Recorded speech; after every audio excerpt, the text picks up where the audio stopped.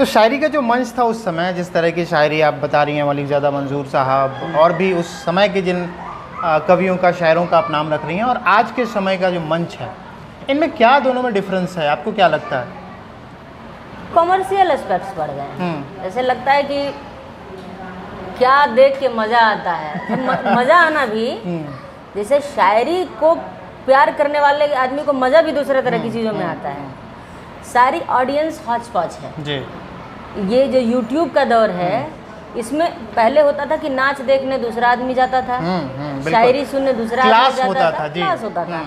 अब सब कुछ एक जगह आ गए, एक प्लेटफॉर्म पे।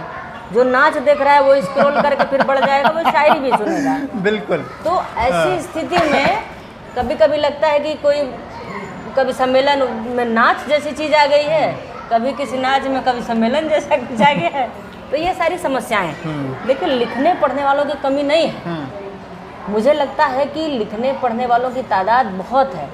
नए लड़के लड़कियां बहुत शानदार लिख रहे हैं, पुराने लोग तो खैर थे ही, नए में भी कहीं कोई अभाव नहीं है। मिसमैनेजमेंट है, जहाँ जिसको होना चाहिए वो वहाँ नहीं। कुछ एक लोग पहुँच भी जाते हैं, लेकिन जिस ढंग से अवसर मिलने चाहिए, गुटबंदी मंचों पर कि तुम मुझे बुला लो मैं तुम्हें बुला लूँ, या ऐसी कवित्रियाँ हैं जिनकी आइडेंटिटी यही है कि फला बहुत अच्छी दिखती हैं, या संचालक से हंसी मजाक कर रही हैं, थोड़ा माहौल बनेगा, लोग बैठे रहेंगे उनके लिए, अंत में उनको पढ़वाएंगे इसलिए कि देखने के लिए बैठे रहेंगे। तो मैंने कहा ना कि अभी जैसे कहीं भी नाच होती रहती है और वो सब, तो इस तरह का माहौल बना है। मुझे इस बात से कहीं कोई शिकायत नहीं। शायरी एक नंबर की हो रही है, चाहे आप हिंदी कविताओं की बात करें, उर्दू की शायरी की बात करें, बहुत अच्छा लिखने वाले लड़के लड़कियां हैं, बहुत बढ़िया काम हो रहा है। लेकिन जिसको जहाँ जैसे स्थान मिलना चाहिए, कुछ लोगों को छोड़ करके, बाकी ये समस्या है, मंच की समस्या है। और संयोजक जो होते हैं वो अपने निजी स्वार्थ के लिए, भाई आयोजक कोई है, उसके पास पैसा है, उसने कह दिया कि भाई आप कार्यक्रम कराइए, वो पकड़ेगा किसी कवि को, स्वाभाविक सी बात है कि अब शायरी से जिसका ताल्लुक हुआ, अब वो अपना कहाँ हिसाब किताब उनका बैठ रहा है, उस हिसाब से लोगों को उन्होंने आमंत्रित कर दिया। और मनोरंजन, साहित्य प्योर मनोरंजन नहीं होता है, साहित्य आपको जगाता है, साहित्य आपको पिंच करता है, साहित्य आपको दर्द भी देता है, क्योंकि दर्द से भी ज्ञान निकलता है। कविता तो वियोगी होगा, पहला कवि यहाँ से उपजा होगा गान, उस तरह की चीज़ है। तो इस तरह की परिस्थितियों में चुनौतियाँ हैं, लेकिन उन्हीं चुनौतियों के बीच से हम लोग तो आशावादी लोग हैं, और आशा करते रहना चाहिए। न केवल आशा बल्कि प्रयास भी करते रहना चाहिए कि एक दिन चीज़ें बदलेंगी, निश्चित तौर पे बदलेंगी, कि कभी ना कभी तो लोग उभ ही जाएंगे। कोशिश होगी तो चीज़ें बदलेंगी ही। तो क्यों ना कोई और आपकी शायरी, कोई आपकी कविता, कोई गीत जो आप सुनाना चाहें, क्योंकि दर्शक जो हमारे सुनते हैं, जब शायरों से मुलाकात होती है, कवि कवित्रियों से मुलाकात होती है, तो उनकी ख्वाहिश रहती है कि कुछ सुना भी जाए बीच बीच में।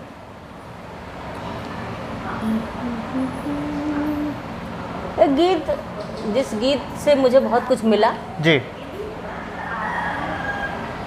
मेरी पहचान का गीत बना, मैं उसका एक बंद पढ़ देती। जी बिल्कुल। कि सुगम पंथ पर जाऊं, सुगम पंथ पर जाऊं, तो दुर्गम पंथ चुनेगा कौन? वाह।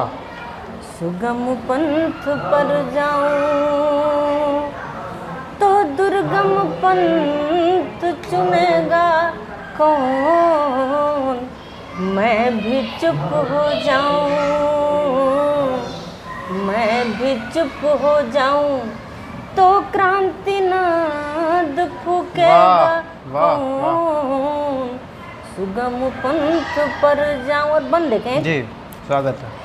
कि बात भूख की लिखनी होगी, बात रोटियों की करनी है, कुछ बातें गिद्धों की भी हैं, बात बोटियों की करनी है।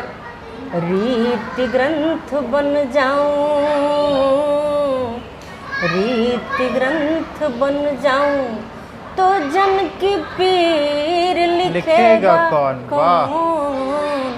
सुगम पंथ पर। वाह।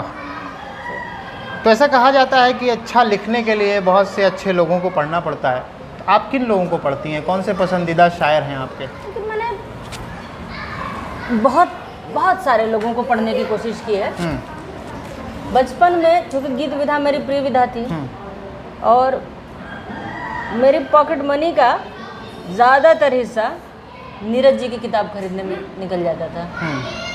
रेलवे स्टेशन पर मुझे ट्रेन पकड़ के आना होता था, सहजनवा या जगतबिला, तो जब बुक स्टॉल था वहाँ पे नीरज जी की जितनी किताबें आती थी वो बता भी देते थे अंकल जो थे वहाँ पे कि किताबें आई हैं ले जाओ। तो मैं उनको पढ़ती थी। मैंने शरद चंद्र को पढ़ा है, अगर कथा साहित्य की बात करें मैंने प्रेमचंद जी को पढ़ा है, और जितनी भी महत्वपूर्ण रचनाएं हैं उनको पढ़ा है।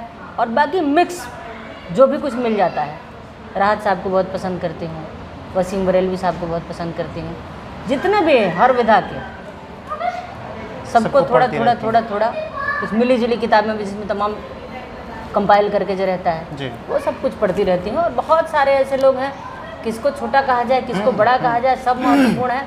रचना महत्वपूर्ण होती है, रचनाकार महत्वपूर्ण नहीं होता है। बिल्कुल सही बात। जी। तो आप साहित्य के क्षेत्र में भी हैं और राजनीति के क्षेत्र में भी हैं, आपका मिला जुला और शानदार व्यक्तित्व है। सामाजिक चीज़ों में भी आपको, अभी आप अघोर पीठ में हैं शायद आपने बताया, तो ये अघोर पीठ क्या है थोड़ा हमारे दर्शकों को भी बताएं। अघोर पीठ जिसको सामान्य भाषा में, बोलचाल की भाषा में अवघड़ बोलते हैं, शैव परंपरा का एक मठ है। भगवान शिव से आपका ताल्लुक़ है और अघोर पीठ पर बैठ के आपको ये समझना चाहिए, महसूस करना चाहिए कि जीवन का हर पल उत्सव है जी, और मनुष्य को उत्सव धर्मी होना चाहिए। इवन मृत्यु भी एक उत्सव है, क्योंकि गीता में कहा गया है कि वासान से जीर्णानि यथा विहाय नवानि गृह्णाति नरोपराणि तथा शरीराणि विहाय जीर्णानि न्यानि संजाति नवानि देहि। जैसे कपड़ा पुराना हो जाता है तो बदल देना होता है और बदल देना ही ठीक होता है, वैसे ही शरीर की कहानी है। जब वो भी जीर्ण हो जाए तो ऐसे जब जीर्ण को हम बदल रहे होते हैं तो ये भी कोई दुख का विषय नहीं है। और आज तो गुरु पूर्णिमा है, तो किसी गुरु के सानिध्य में होते हैं, इस पीठ के गुरु के सानिध्य में या कहीं भी जिस व्यक्ति से आपका मन का नाता बन जाए तो आप महसूस करने लगते हैं कि इस सामान्य दुनियादारी से इतर भी कोई एक और दुनिया है। थोड़ा सा एक परत शरीर की ख़त्म हो जाए तो उसके अंदर कुछ दिखता है जी। और वो बड़ा कुरूप होता है। और जब थोड़ा और अंदर जाएंगे तो कुछ कुरूप नहीं है, कुछ सुंदर नहीं।